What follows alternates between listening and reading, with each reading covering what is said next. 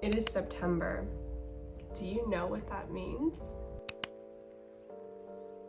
It's Gilmore Girls season. I wish Gilmore Girls was a series. Can you imagine? I meant like a book series. I know it's a TV series. Can you imagine if Gilmore Girls was based off of books and if it had like 10 different tiny little series? That would make me so happy. I would reread Gilmore Girls every single fall. That was a missed opportunity. Today we're talking about my September TBR. If you haven't seen, I already did my August wrap up. You can click that up here if you haven't missed that. September. This is weird because I feel like August I had a really solid like, no, this is like 10 books I'm gonna try to get to kind of thing. And this month I'm scrambling a little bit because I mentioned it before, but mine is kind of based off the luck of the draw with Libby. I use the Libby app for all my books, pretty much. I listen to a lot of audiobooks, and even anything I read, I use my Kindle through Libby, so everything is for free, which is great. But I don't really get to pick 90% of the time what I'm gonna read. It's usually like I've put in holds like months ago for books, and it's just like, what is it gonna probably be available this month? So I kind of put some together here. We'll see what happens. Grab your little snackaroo, grab your little iced coffee. May I suggest a pumpkin spice? I mean, I don't even like pumpkin spice lattes, but I know that's what all the like fun girls are into, and I'm just trying to be a fun girl. That's all I'm trying to be. Number one on my September TBR that I've actually already started is Heir of Fire. This is the third, I believe, in the Throne of Glass series. I have been really enjoying the Throne of Glass series so far, and I have heard that people like this series changes so much from what you think it's gonna be, and that's very exciting to me. I love when books actually take me on an adventure that I didn't expect, and I can't like necessarily predict everything that's gonna happen. I'm really excited about this one. I have already started it and I'm liking it so far.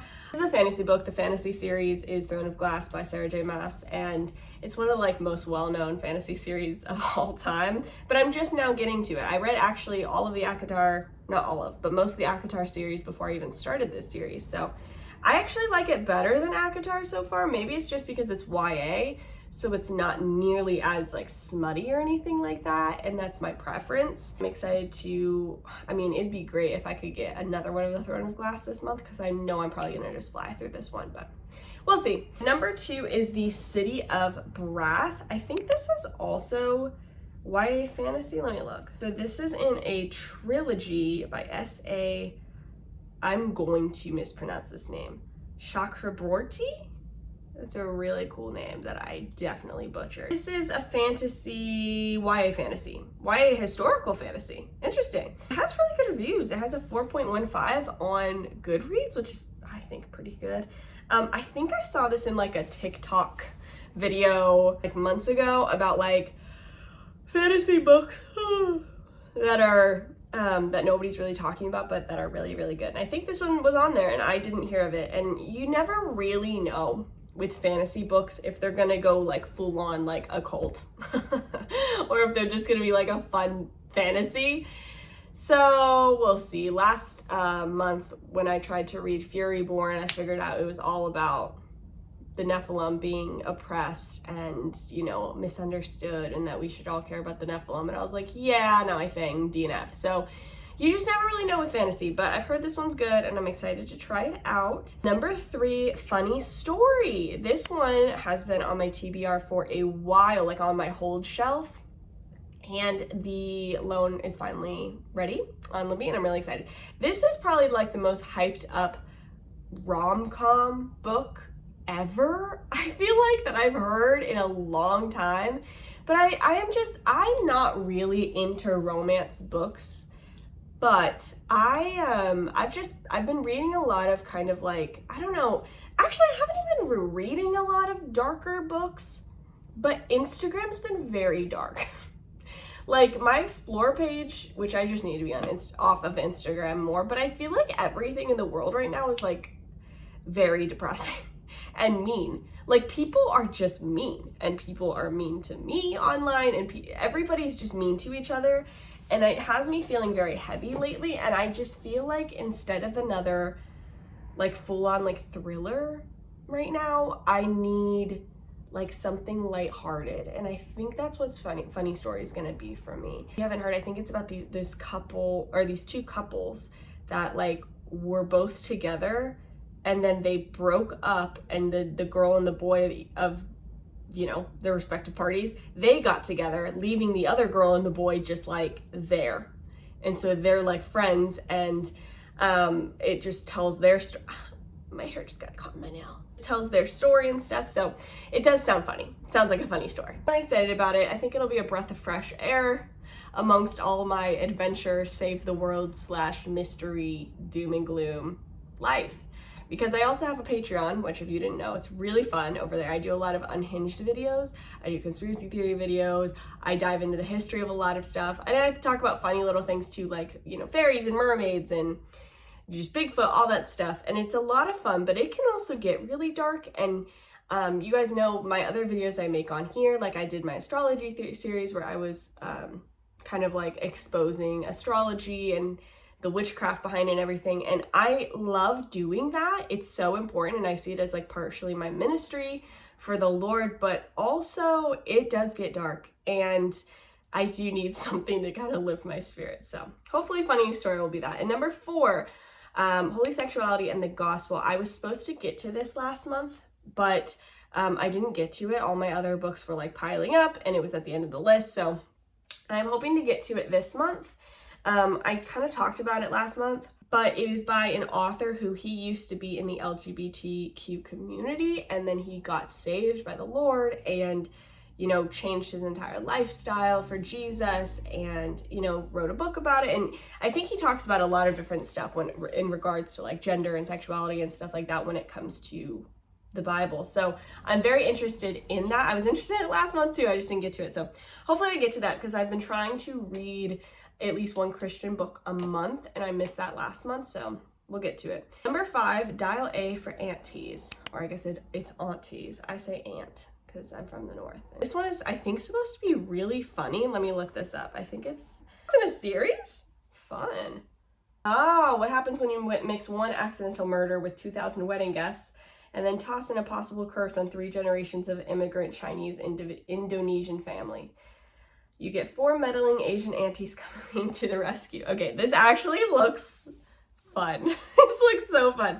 Okay, this might be my month where like I'm happy again and don't feel like I'm under the weight of darkness in the world. So dial A for Aunties and Funny Story will both be the things that pulls me out of the dungeon of 2024. Number 6, The Prison Healer. This is also supposed to be ready for me to read on my Libby. I think this is YA fantasy.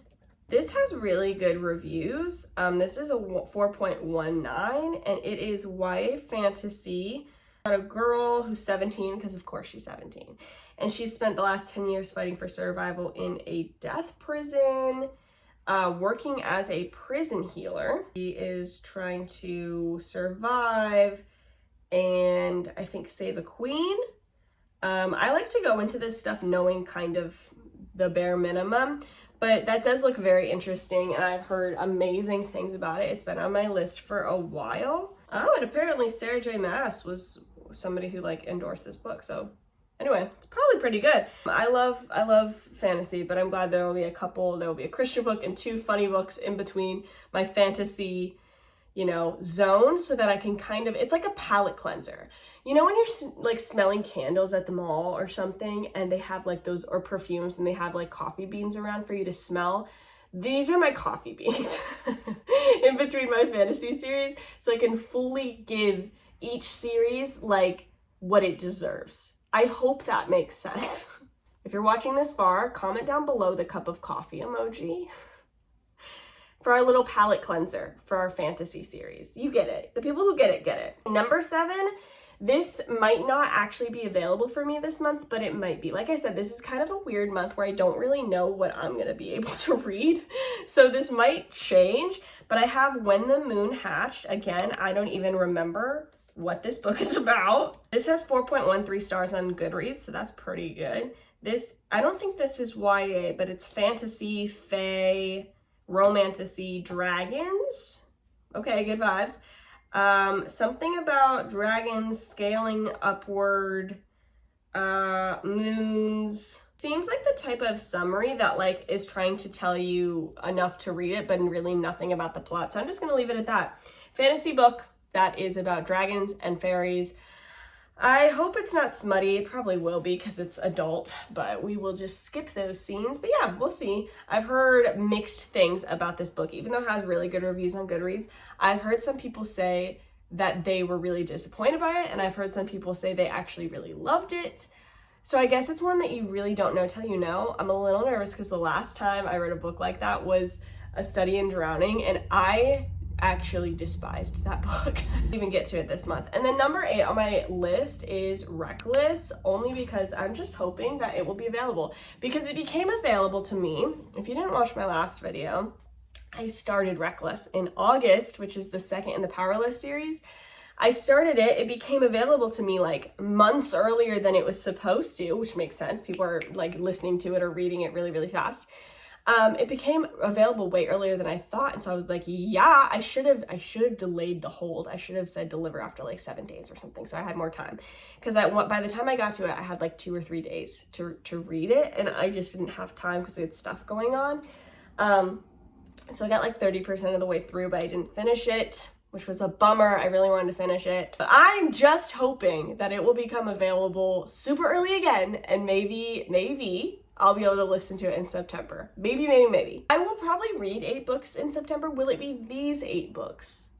Probably not. It's just always a guess, because like if a book becomes available like way earlier than it's supposed to for me, and it's like, hey, do you want to read this book right now? And I've been waiting forever for it. I will drop everything I'm doing and read that book instead of the other ones in order. Is anybody else like this? I'm for sure like this for life. But yeah, so we shall see. But comment down below if there's any specific books you were reading in September or excited to read, or books based off of this list that you would recommend for me to read, because I am always looking for more book recommendations. My hold shelf is getting a little slim on Libby. I was just looking at it today and I was like, I only have like 4 books or 5 books left on here. I need to start building it up again so that by, come October, November, December, I have a flow of books. You feel this is all a method to get free books all the time. This is the method. Give me your book recommendations down below, especially for cozy fall books. And I love you guys, and I will see you soon.